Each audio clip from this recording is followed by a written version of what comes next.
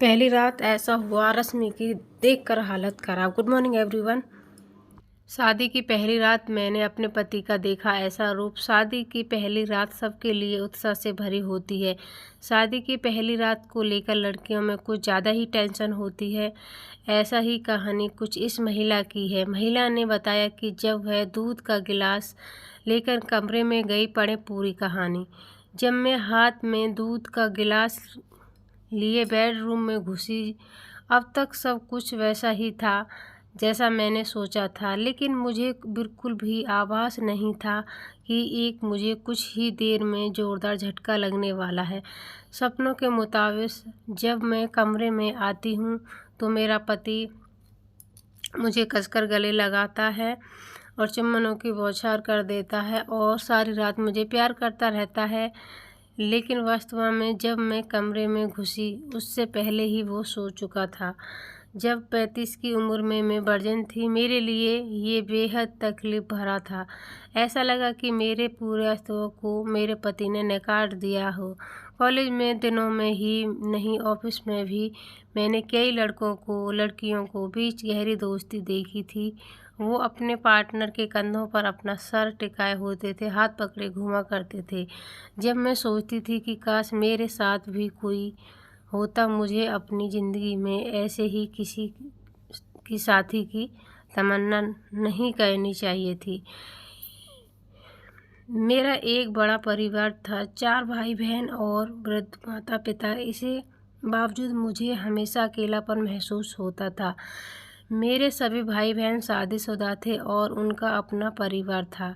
कभी कभी मुझे लगता था कि क्या वो मेरी परवाह भी करते हैं कि मेरी उम्र बढ़ रही है और मैं अभी तक अकेली हूँ। मेरे दिल में भी प्यार की इच्छाएं थी, लेकिन यह तमन्ना से घिरा हुआ था। कभी कभी मुझे लगता था कि केवल इसलिए क्योंकि मैं मोटी हूँ, क्या मर्द मोटी लड़कियों को नापसंद करते हैं?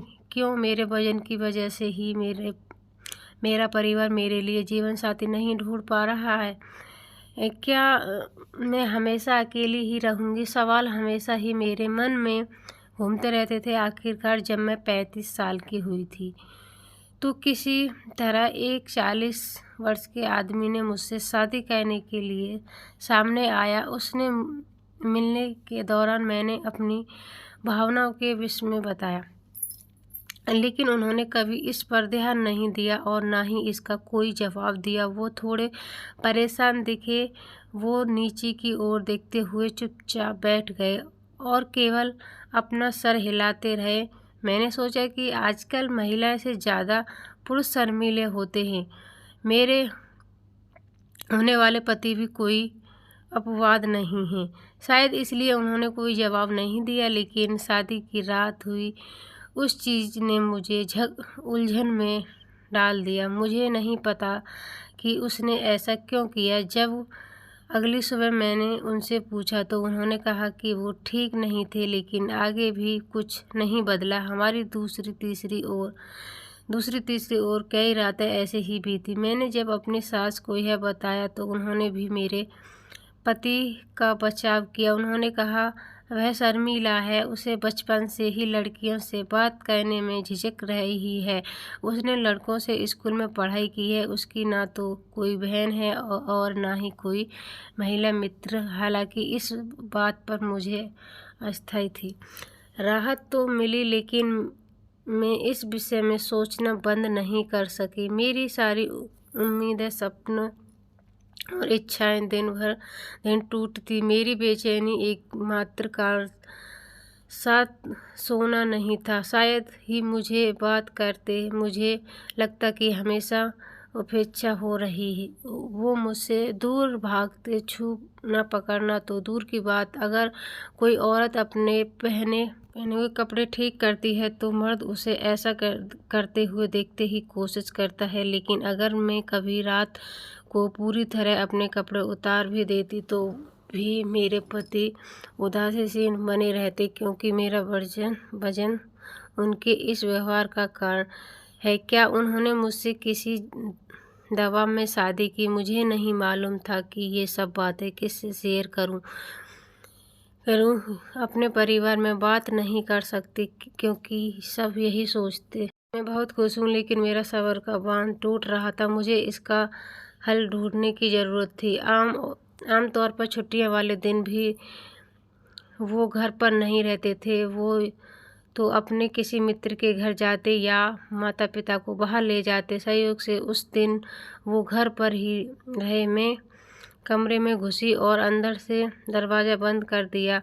वो बहुत तेज़ी से अपने बिस्तर से उठे मानो कि कूद गए और मैं उनके पास गई और प्यार से पूछा, क्या आप मुझे पसंद नहीं करते? हम अब तक एक बार भी तंग नहीं हुए, ना ही अब तक कभी अपनी भावनाओं के विषय में बताया। आखिरकार आपकी समस्या क्या है? उन्होंने झटके से जवाब दिया, मुझे कोई समस्या नहीं है। जब उन्होंने यह कहा तो मैंने सोचा कि यह मौका है करीब जाने का और अपनी तरफ उन्हें आकृष्ट करने का। मैंने उनसे शारीरिक छेड़छाड़ शुरू की। मैंने सोचा कि इससे उन पर कोई असर होगा, लेकिन उन पर कोई असर नहीं था। उन्होंने मुझसे का कोई भाव भी नहीं दिया रहा था। मुझे नहीं पता कि किससे इसके बारे में पूछना चाहिए, लेकिन यह बात मुझे परेशान करती थी कि जैसे ही स्त्री की सुंदरता के बारे में पुरुष अकेला करते हैं अकेलापन, मैं क्यों अपने पति के सारे गुणों का अक्ल नहीं कर सकती? अगर मुझे उससे कोई उम्मीद है तो यह गलत क्यों है? फिर मुझे एक दिन यह पता चला कि वो नपुंसक थे और डॉक्टर ने हमारी शादी से पहले ही इसकी पुष्टि कर दी थी। वो और उसके माता पिता सब कुछ जानते थे, लेकिन मुझे अंधेरे में रखकर मुझे धोखा किया गया। मुझे सच्चाई का पता चल गया तो उन्होंने शर्मिंदगी महसूस की। फिर भी उन्होंने अपनी गलती कभी स्वीकार नहीं की। इसकी हमेशा समाज महिलाओं की ही छोटी से छोटी गलतियों को बढ़ा चढ़ाकर पेश करता है, लेकिन अगर किसी मर्द की कोई गलती है तो भी उंगलियां महिलाओं की ओर ही उठती है। मेरे रिश्तेदार ने मुझे सलाह दी, प्यार ही जीवन में सब कुछ नहीं है। तुम बच्चा गोद ले विचार क्यों नहीं करते? मेरे ससुराल वालों ने मुझसे विनती की, अगर लोगों को सच्चाई पता चल गई तो यह हम भी सभी के लिए बहुत शर्मिंदगी की बात होगी। मेरे परिवार ने मुझे कहा, यह तुम्हारा भाग्य है, लेकिन इस दौरान मेरे पति ने जो कहा उससे मुझे बेहद ठेस पहुंची। उन्होंने कहा कि तुम जो अच्छा लगता है वो करो, किसी और के साथ सो सकती हो। मैं तुम्हें परेशान नहीं करूँगा और ना ही किसी को इसके बारे में बताऊँगा। अगर उससे तुम्हें बच्चा हो जाए तो मैं उसे अपना नाम देने के लिए तैयार हूँ। किसी भी औरत को अपने पति के ऐसे विचारों को नहीं सुनना चाहिए। वो बेईमान था और वह खुद के और अपने परिवार के सम्मान को बचाने के लिए ऐसा कह रहा था। वो मेरे पैरों गिर गया, रोने लगा और कहा, प्लीज़ इसे किसी को मत बताना और ना ही मुझे तलाक देना। उसने जो सुलझाया वो मैं सोच भी नहीं सकती थी। अब मेरे पास केवल एक ही विकल्प था, तो मैंने उसे छोड़ दूं, उसे अपना जीवन साथी मानकर अपनी इच्छा का त्याग कर दूं। अंत में मेरी भावनाओं की जीत हुई। मैंने अपने उस तपस्या पति का घर छोड़ दिया। मेरे माता पिता ने मुझे स्वीकार नहीं किया। अपने दोस्तों की मदद से मैं एक लेडीज हॉस्टल में चली गई। जल्दी ही मुझे एक नौकरी मिल गई। धीरे धीरे सही मेरा जीवन पटरी पर आने लगा और मैंने कोर्ट में तलाक की अर्जी लगा दी। मेरा पति और उसके परिवार वालों ने बेशर्मी दिखाई। उन्होंने सच्चाई को छुपाते हुए शादी टूटने की आड़ में मुझे पर ही शादी के बाद सम्मत बनाने का आरोप मढ़ दिया। मैं लेडी हूँ और अपनी मेडिकल जांच करवाई। 3 साल लग गए, लेकिन आखिरकार मुझे तलाक मिल ही गया। मुझे ऐसा लगा जैसे कि मेरा पुनर्जन्म हुआ हो। आज मैं 40 की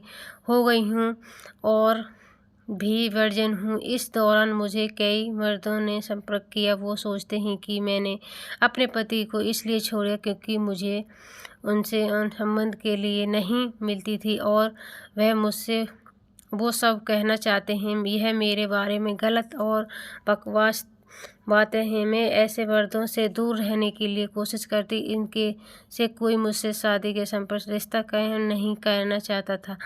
मैं अपनी इच्छाओं और सपनों के भावनाओं को केवल उनके साथ शेयर करना चाहती हूँ जो मर्द मुझसे प्यार करें, मेरी परवाह करें, मेरी भावनाओं को समझें और जीवन में भर मेरे साथ रहना चाहें। मैं उस मर्द का इंतज़ार कर रही हूँ जब तक मैं अपने दोस्तों के उनकी निजी लाइफ के बारे में बातें करके ही खुश हूँ, और जब भी मेरे दिमाग में प्यार की बातें आती हैं तो उसके लिए वेबसाइट में सबसे अच्छे दोस्त हैं। वैसे लोगों की कमी नहीं है जो उससे मुझे आकर्षित मानती हूँ। ऐसे लोग समझते हैं कि महिलाएं बेजान वस्तु हैं, जबकि महिलाएं भी बहुत ही सदैव नए होती हैं।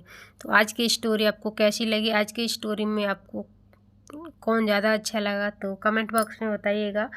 तो मिलते हैं एक नेक्स्ट स्टोरी में। तो चैनल को सब्सक्राइब कीजिएगा, शेयर कीजिएगा। तो तब तक के लिए बाय बाय।